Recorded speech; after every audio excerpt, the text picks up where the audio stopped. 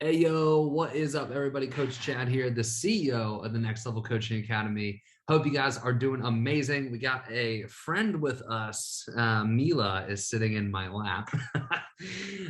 Also, a little funny aside, but I look good from the waist up, and I'm in literally like pajama pants on the waist down. And I took a picture for my story, and I was like, this is the classic work from home outfit when you have to record videos and you have to look good from the waist up, but you also want to have work from home vibes and wear pajama pants.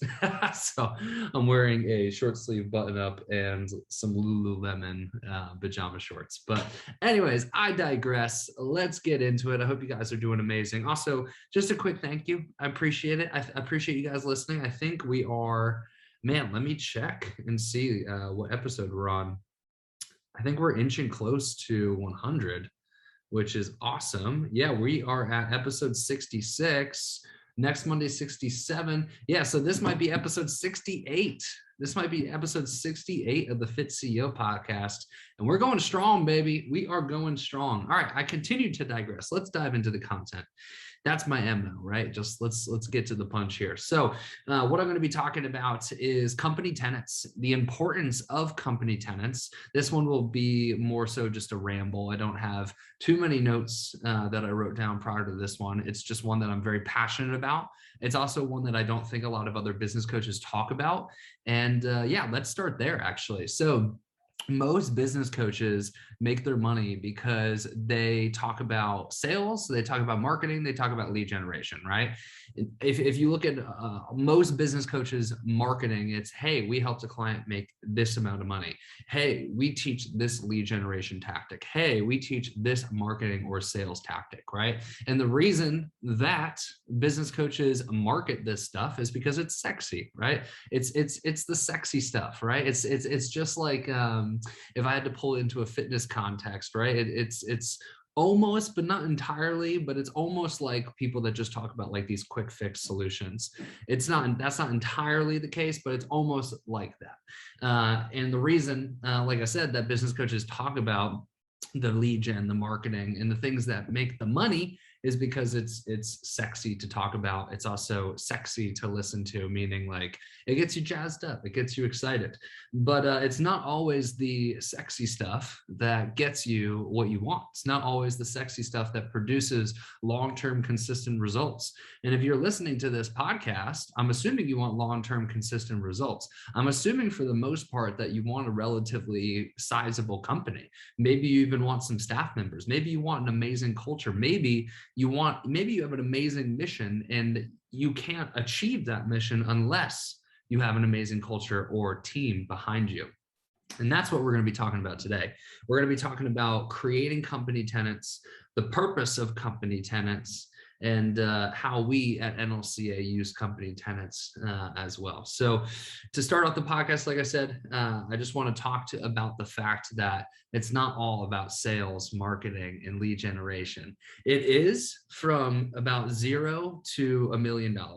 So to get your business from 0 to 1 million, it's the grind. You're going hard in lead generation. You're going hard in sales. You're going hard in marketing, right? And that's your predominant focus. But once you hit 7 figures and you're trying to go beyond 7 figures, yes, obviously it's a continuation of sales, marketing, and lead generation because that's what makes the cash register ring. But you also need people in order to get to 1 million to 10 million or however big you want your company. You need people and you need to become a leader. Now, the foundation of being a leader and the focal point of being a leader is your own personal values, your own personal beliefs. You cannot be a shitty person and be a good leader. You have to be a good person. And to be honest, that's why most people fail and don't get to the 8-figure mark or don't grow their business to this sizable amount, is because they themselves haven't done the work on themselves enough to be able to transfer the skills, the beliefs, and the values that are necessary to their team in order to reach that point, in order to grow a sizable company. And I mean, even if you're trying to get to 7 figures, right, you need tenants. Maybe you don't have a massive staff. Maybe you don't have 30-person team. Sorry if you just heard Mila snore. Maybe you don't have a 30-person team, but you still need these company tenants for yourself. And even if you have a small couple person team, you still need these company tenants. Okay. So what are company tenants? Company tenants are a set of beliefs and values that you as the CEO and the rest of your team strive to live by. All right. It's the code of conduct within your company. This is how we act. This is how we think, right? It's essentially the company's brand. This is what we stand for. We put this on a piece of paper, we put this on a plaque on a wall, we pound our chest. This is what we stand for. This is what we're all about, right? It's the mission, it's the purpose, it's the values, it's the beliefs of the company and the people within the company. All right. So there are four really main ways that we use this. And the way that we view company tenants is, once again, it's the foundation of building your culture, meaning decisions are made through company tenants. You hire through company tenants, you fire through company tenants, you reward through company tenants, you coach and guide through company tenants. All right. So let's break this down a little bit more, because those are the four ways that we use company tenants in NLCA. We hire through our company tenants. We fire through our company tenants. We reward through our company tenants, and we coach and we guide through our company tenants. All right. So let's break down these four even more. Let's start with the hiring. Okay. So most people hire off of talent and skill, which what I'm not telling you is you should ignore talent and skill. That would be idiotic of me to say. Of course, you need to hire people that are skilled. Of course, you need to hire people that are talented. But a talented person and a skilled person that does not meet your morals and values is not somebody that you want in the company. I would rather have somebody who's slightly less skilled, but is an absolute perfect culture fit, than somebody who is way more skilled, but not a good culture fit. Reason being is because you bring that person in who's more skilled, but a terrible culture fit, and their code of conduct, their morals, their values will start permeating throughout your company, and then your whole company will go to shit. And then you're like, oh God, well, I'm glad I brought in this person who's skilled. No, see, you'll never say that. So it goes, for me, what's most important, from, if I had to go top down, what's most important, like my little checklist, it's culture first, it's skill next, and it's availability third. Meaning I look for, does this person align with the company tenants? Does this person have the skill that is necessary to solve the problem that I'm hiring for, right? Because we hire to solve problems. We don't hire just to hire, right? Like, some people just hire assistant coaches to say that they have an assistant coach. But when you hire an assistant coach, using this as an example, you need to hire to solve a problem. And that problem would be, holy shit, we don't have any roster spots left. We can't continue sales unless we have more roster spots. Well, hey, I guess we need to hire an assistant coach, right?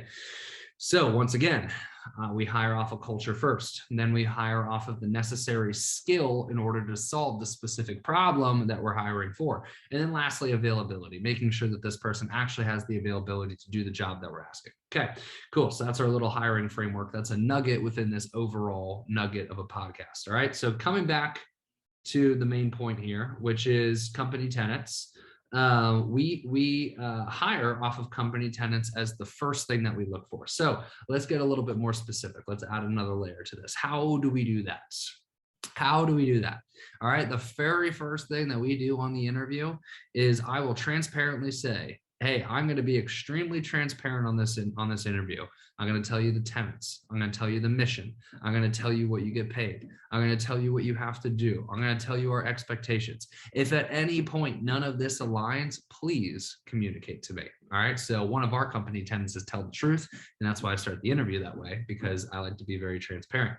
Okay. So from there, the very first thing on the interview that we do is I share my screen. I go to our company tenants doc and I review all the company tenants. All right. So I review all the company tenants with them. I make sure that these are aligned, that these are things that this person also believes.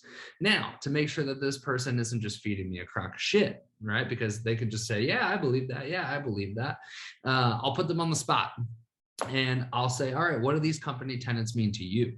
All right. And this is where the magic happens. So I'll say, all right, our first company tenant is tell the truth. Tell me what this means to you. Or actually, sorry, our first company tenant is tell the truth and be able to receive the truth. Tell me what this means to you.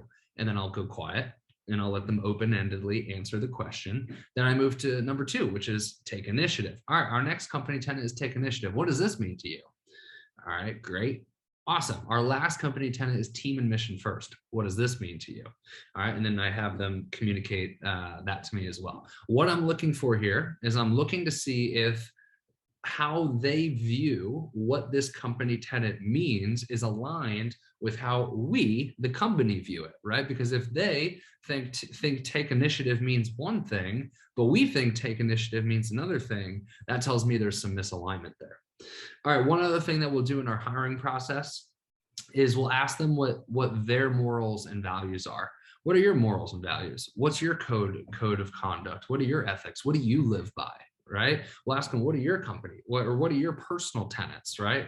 And we'll just see what they say. And once again, we're looking for alignment. We're looking to see if our tenets match up with their tenets, or if they're close, or if I agree with their company tenets. All right. So, like I said, we hire through our company tenets as the forefront. All right, moving on to point number 2, which is we fire through our company tenets. Now, what does this mean?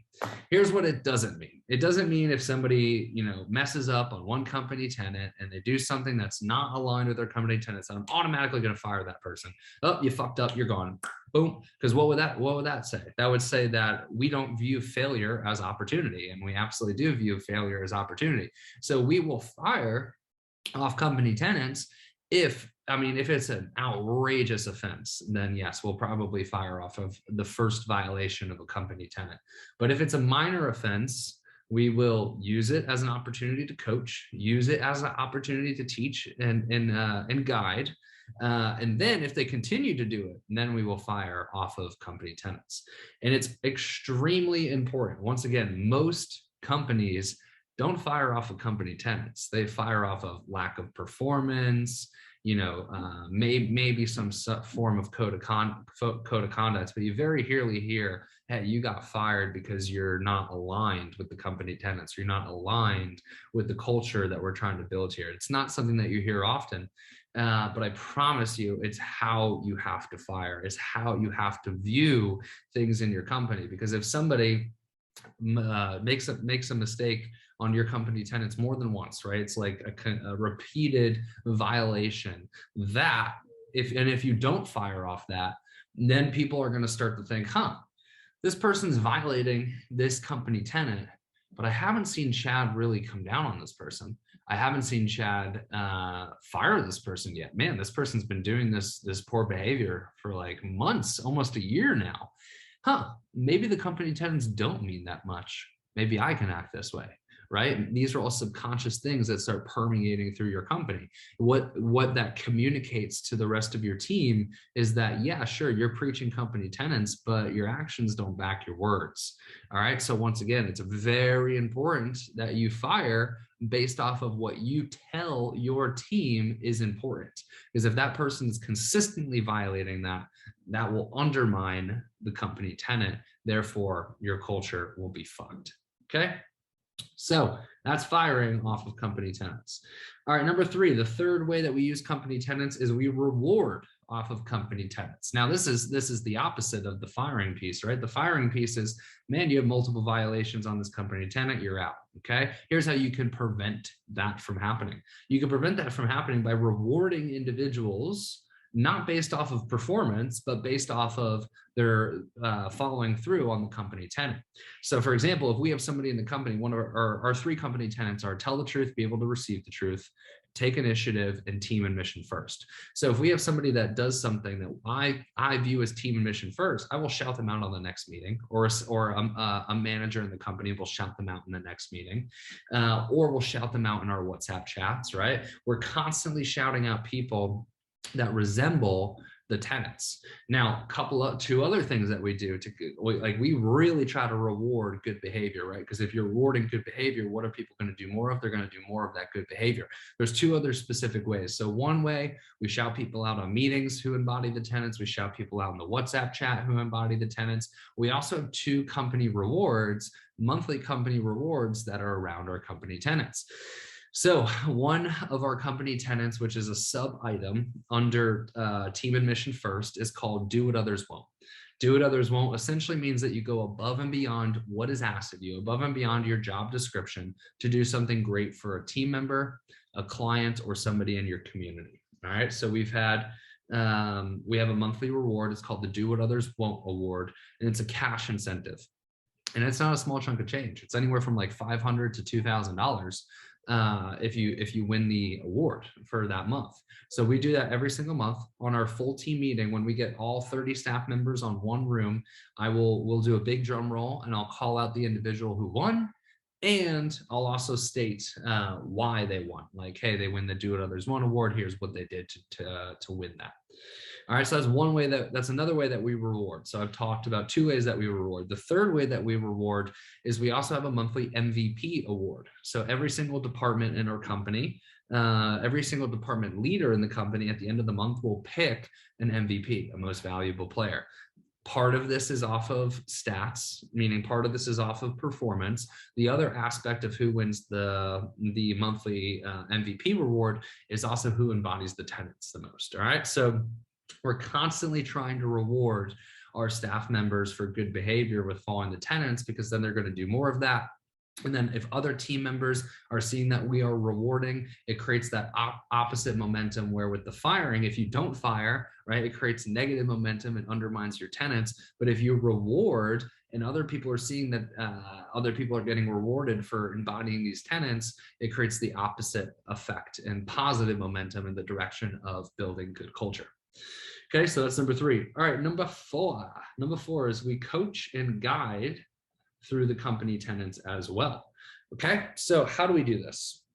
If somebody messes up a company tenant, meaning, let's say, I'm trying to think of an example off of the top of my head here, but trying to think of one. Hold on, stand by. Let's stand by. All right, I'll use this one. So one of our company tenants is team and mission first. So I don't have a specific, but I'll talk through kind of the thought process here. So one of our company tenants, like I said, is team and mission first. If somebody makes a decision that I deem to be selfish, meaning they are making this decision to benefit themselves, I will call them out on that. I will say, hey, this is kind of violating the team and mission first tenet. I think you should have done this instead, which would have been more aligned with the team and mission statement, right? So, I don't know what a great example would be, but if you have somebody who's making a decision that you don't deem to be team and mission first, instead of just saying, oh, you're fired, use it as a coaching lesson, use it as a guiding lesson, saying, hey, this is why I think you violated it. This is what I think would have been a better decision that would have been more aligned with it, right? Here's another example. One of our company tenants is take initiative. If we have somebody who is constantly nagging a manager and needing approval on everything, hey, I need help with this. Hey, I need help with this. Am I doing this right? Am I doing this right? Am I doing this right? We coach our managers to say, hey, we have the company tenant take initiative. Take initiative. Do what you feel like is right. If it ends up being wrong, we're not going to scold you. If failure equals opportunity, we'll use it as a learning lesson, right? So that's another way that we guide and coach, which is the fourth way that we use company tenants to help our company grow and help staff members individually grow. All right. So wrapping this one up, company tenants number 1 are the way that you scale. Right? Having good people, having good leadership, having good management is the untalked about way, the unsexy way that you scale your business. Yes, it's sales. Yes, it's marketing. Yes, it's lead generation. But at a certain point, once you have those things down, it's great culture, great leadership. And that all starts with company tenants. This is the foundational building blocks. All right. What are company tenants? Company tenants are your code of conduct, the morals, the ethics that you want the team to embody, that you want your company to be about. My recommendation, 3 is a really good number. We used to have 10. We condensed it down to 3. The reason we like 3 is because it's easier to remember. It's easier to think through. It's easier to make decisions through. It's easier to coach through. When you have 10, it starts to get a little bit disorganized. Okay. So the last thing is there's 4 ways that we use our company tenants. We use them through the hiring process. We use them through the firing process. We use them to reward our staff members, and we use them to coach and guide our staff members as well. Boom, mic dropped. Hope this was helpful for you guys. If you enjoyed, as always, all I don't ask for money. I don't even really tell you guys about the Next Level Coaching Academy on here. I don't ask you really to apply, even though there is an application in every single show notes. I don't really ever tell you to apply. All I ask for in return is a screenshot, post it on your story, tag me, And the reason that's important is because then other people can hear this content too. Other coaches can hear this content too. And we can have more companies with great ethics opposed to less companies with great ethics. All right, that's it. Stepping off my soapbox. Hope you guys enjoyed.